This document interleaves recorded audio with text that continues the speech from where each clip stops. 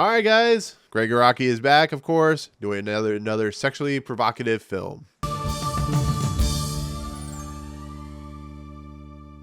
What's going on, everyone? Welcome to Movie Emporium's movie review of I Want Your Sex, the latest directorial effort from Gregg Araki. Okay, leave it to Gregg Araki to do another erotic, sexually charged film, Nowhere, and of course, the totally effed up in the Doom generation. And this time we have Elliot, who's played by, of course, Cooper Hoffman, who's an assistant for a provocative auteur, played by Olivia Wilde, who plays Erica. And in the process of everything, he is an individual that finds her very attractive, because of course, Olivia Wilde's very attractive, and they start a BDSM sexual relationship that spirals into this insanity that Gregg Araki is known for. And so we have supporting cast, which include people like Mason Gooding, who plays Zap, who's a gay individual who is very much, very provocative in his own right. We have Chali Wonders, who plays Apple, who's his best friend, who's Elliot's best friend. We, of course, have Chali XCX in this movie as his kind of wayward girlfriend, the one that doesn't really care about him, but seems to be relationship with him. And then we have people like Daveed Diggs and so on and so forth, Johnny Knoxville, Margaret Cho, who kind of fill out the cast. And it basically is a sexually charged BDSM erotic thriller comedy that is directed by Gregg Araki. So the relationship starts out kinky, and then gets more and more insane as his film is known to be doing. So there you go. So it's understandable that a lot of people probably have never seen Gregg Araki films. He's very much a type of director that is very he's similar to like Harmony Korine in a lot of respects, where he makes these films that just aren't like accessible, to be fairly honest. They're very weird, they're very different. Nowhere and the Doom generation and totally effed up are of a particular time frame of a societal norm, I guess you could say. He's an interesting director when it comes to Gregg Araki, but I love Nowhere. I haven't seen it for a while, but I love that movie. I do enjoy the Doom generation and Kaboom, of course, which came out a few years ago. And so Gregg Araki's back. He's bringing Olivia Wilde and Cooper Hoffman and Mason Gooding with him. And I was interested in seeing this movie. I had chances to see it many times. I just, things happen. Unfortunately, life gets in the way.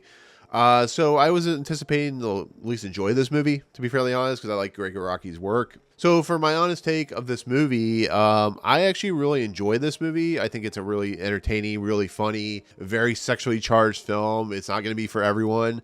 But I think Gregg Araki is just, once again, doing what he knows best, which is just being very provocative, being in your face with the things that are taboo and unnormal for a lot of people. And I think Olivia Wilde and I think Cooper Hoffman and the rest of the cast are totally on board with his style of humor and his style of insanity when it comes with what he does, because there is some level of stuff in here that really feels, to be personally honest, like his older films, with the nature of like the overzealous nature of the characters themselves, how Olivia Wilde works, who's willing to do anything in a movie. And I think it's just a very fun and energetic 90 minutes of material that, once again, is just not for everyone, because it really goes places that are very weird and very offbeat and off-putting, and it's willing to, go into very dark territory with its humor, and willing to have those weird, strange moments of just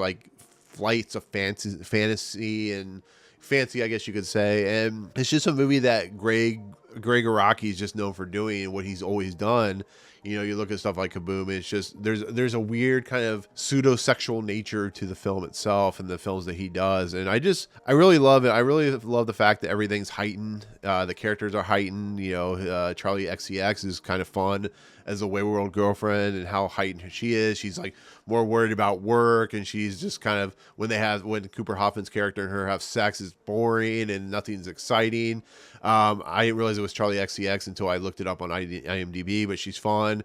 The character played by Chali Wonders, who plays Apple, is almost like the greatest best friend in the world that gets put in a scenario that she doesn't, she kind of wants, but she doesn't realize what she wants. Mason Gooding is just playing the overtop, insane gay guy, I guess you could say, and it's just really funny to watch. And Daveed Diggs plays, Olivia Wilde's kind of second in command, to be fairly honest. He's not in it very much, but he has a lot of fun moments. But the movie really focuses on Cooper Hoffman's Elliot's kind of strange journey through this BDSM relationship and how much he wants it, but how much it kind of affects the world around him. And I love that type of stuff in his Araki's films and stuff like that. It's willing to kind of put characters in really difficult situations and really uncomfortable situations, but also have fun with it. And Olivia Wilde is just giving another great performance that she's been giving her whole entire life. She's willing to do whatever it takes for a character, somebody who's kind of on the bubble of being irrelevant and stuff like that. And just to watch her kind of play around with the emotions of Elliot's character and watching Erica just kind of be very sexually charged, but there is an underlining kind of darkness to her character, underlining kind of sadness to who she is.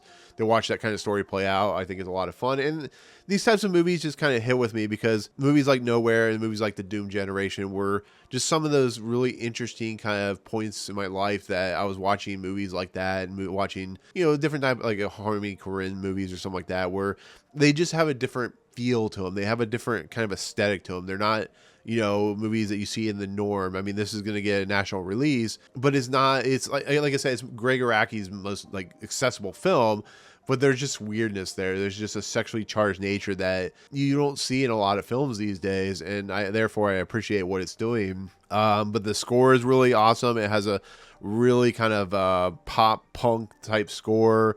I love the kind of visual flair that he throws in there, and I love the look and feel of the artwork. And people like James Duvall, which is kind of Gregg Araki's muse in a lot of respects, shows up in this in a really fun part. And then you have like this kind of interstitial story where Margaret Cho and Johnny Knoxville are basically interviewing Elliot's character for a possible murder, and it's a fun story. I love watching Margaret Cho and Johnny Knoxville just kind of be the more normal characters in this kind of crazy over the top scenario. So I really like this movie.